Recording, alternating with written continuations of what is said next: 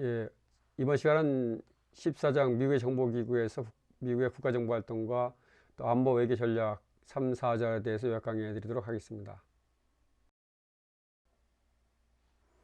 먼저 3절 국가정보활동에서 미국의 국가정보활동의 특징은 시대별로 안보 환경 변화에 따라서 그 성격이 변해 왔는데요. 1950년, 60년대에는 소련을 중심으로 군사 정치 정보 수집에 집중을 하였고 1970년대 대탕트 시기에는 정보활동이 다소 위축되었습니다.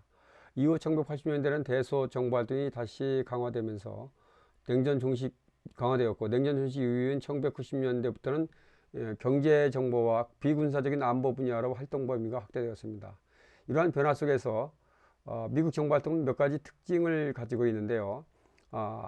정치와 대외 관계의 영향을 크게 받았고 또 정보 수집 대상이 국가뿐만 아니라 테러 집단, 범죄 조직, 다국적 기업 등으로 확대되었습니다. 또한 정보 기술의 발전으로 수집과 분석이 더욱 복잡해졌고 정보 수요자의 증가로 인해서 보안 유지의 어려움도 함께 커지게 되었습니다. 이어서 방첩 활동입니다. 미국의 방첩 활동은 국내와 해외로 구분되는데요. 먼저 국내는 FBI, 해외는 그 CIA가 담당을 하게 되겠죠. 이 과정에서 두 기관 간의 권한 경쟁과 갈등이 문제로 지적되어 왔습니다. 실제로 CIA 내부에는 간첩 사건과 같은 보안 실패가 발생했고 세계 무역센터 폭탄 테러, 오클라호마 시티 폭탄 테러, 9.11 테러 등 주요 테러 사건들은 방첩과 정보활동의 한계를 드러낸 사례라고 평가됩니다. 그래서 또한 1990년대 이후에는 경제 안보의 중요성이 커지면서 경제 방첩이 주요 과제로 부상을 하였고 중동 등 경쟁 국가뿐만 아니라 우방국의 경제 정보 활동에도 대응이 필요해지는 등의 어떤 방첩 활동의 범위가 전통적인 안보에서 경제 분야까지 확대되었다고 볼 수 있습니다. 미국의 비밀공작 활동의 주요 성공 사례와 실패 사례인데요. 미국의 비밀공작 활동은 이제 냉전기 공산주의 확산을 저지하기 위한 정치 군사적인 개입과 선전 활동을 중심으로 전개가 되어 왔습니다. 유럽의 반공 세력에 대한 지원과 마셜 플랜을 통해서 영향력 확대, 또한 라디오 방송을 활용한 심의전, 그리고 이란과 과테말라, 칠레 등에서의 정권 개입과 같은 공작이 대표적인 이제 성공 사례를 볼 수가 있고요.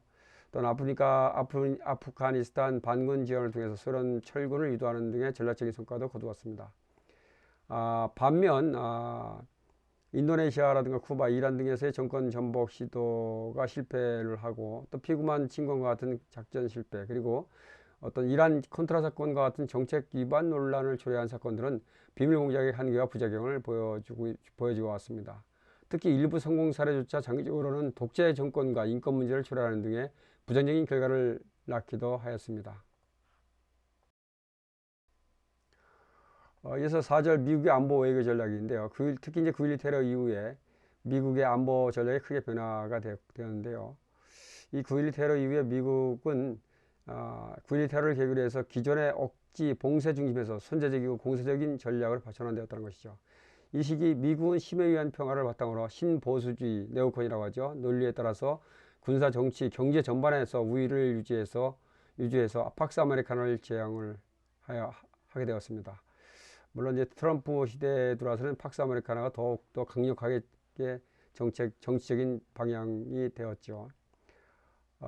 주요 전략은 대량 살상 무기 확산 방지와 핵 전력 유의 유지, 민주주의 확산, 선제 공격 독트린과 미사일 방어 체계 구축, 그리고 적대적인 정권 변화 유도 등에 초점을 맞춰졌습니다.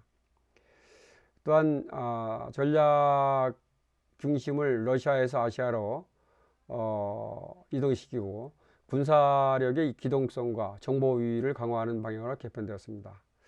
한편 핵태세 검토 보고서를 통해서 특정 국가를 핵 대응 대상에 포함시키고 선제적인 핵 사용 가능성을 반영했고 그렇지만 이후에 핵 확산 방지와 핵무기 역할 축소 등의 보다 제한적이고 관리 중심의 전략으로 일부 조정이 되었습니다.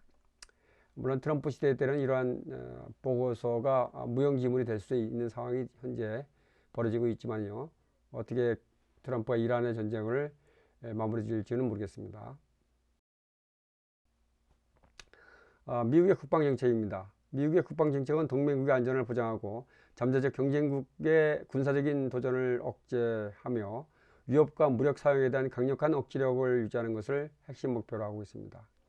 특히 이제 동아시아에서는 시장 접근 확보, 지역 내 패권국 등장 억제, 군사기지 유지와 미군주 등 민주주의 확산 등을 전략적인 이익으로 추구를 하고 있죠. 또한 미국은 향후 개입 가능성이 높은 대상으로 에너지 자원이 이제 중요한 산유국가, 테러 단체 활동과 지원 국가, 또 대량 살상 무기 확산 관련 국가, 그리고 정치적인 불안정과 정통성이 약한 국가들을 주목을 하고 있는데요.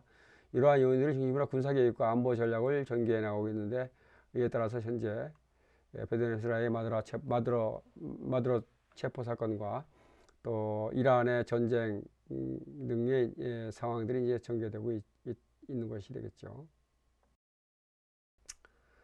또 불량국가에 대한 대정책은 냉전기에는 이제 비민주적이고 인권을 악업하는 정권을 의미했는데, 탈냉전 이후에는 인권 탄압뿐만 아니라 국제법 위반, 대량 살상 무기 개발, 테러 지원 등 대내외적인 위협을 동시에 지닌 국가로 확대되었습니다. 이에 대한 대응으로서는 이제 그 세 가지가 구분될 수가 있는데요. 첫째는 봉쇄 정책인데요. 이것은 경제 체제와 외교적인 고립을 통해서 해당 국가의 영향력을 약화시키는 방식이 되고, 둘째는 포용 정책인데요. 대화와 보상을 통해서 행동 변화를 유도하는 접근 방법이 되고, 세 번째는 이제 선제 공격 독도리로서 9.11 테러 이후에 강화된 대외 전략이 되겠습니다. 그래서 이 전략에 의해서 위협이 현실화되기 전에 군사적인 대응을 하는 것을 말하는 것이 되겠습니다. 이에 따라서 트럼프는 현재 강력하게 대응하고 있죠. 특히 포용 정책은 상호주의 원칙에 따라서 보상과 제재를 병행하며 장기적이고 일관되게 추진하는 것이 핵심이고, 상황에 따라서 봉쇄, 포용, 선제 공격을 병행하는 복합적 전략이 미국의 대외 정책의 특징이 되겠습니다. 감사합니다. 다음 시간에는 21장 뚝 건너뛰어서 21장 이스라엘 정보기구 536페이지부터 요약 강의해 드리도록 하겠습니다.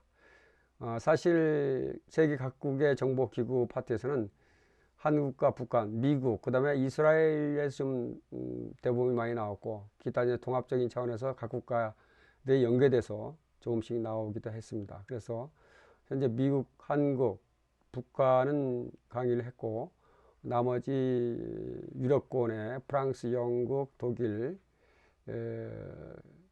또 일본 이런 나라들은 건너뛰고 현재 이스라엘 21장 정보기구를 요약을 해드리면서 세계정보기구는 마치도록 하겠습니다.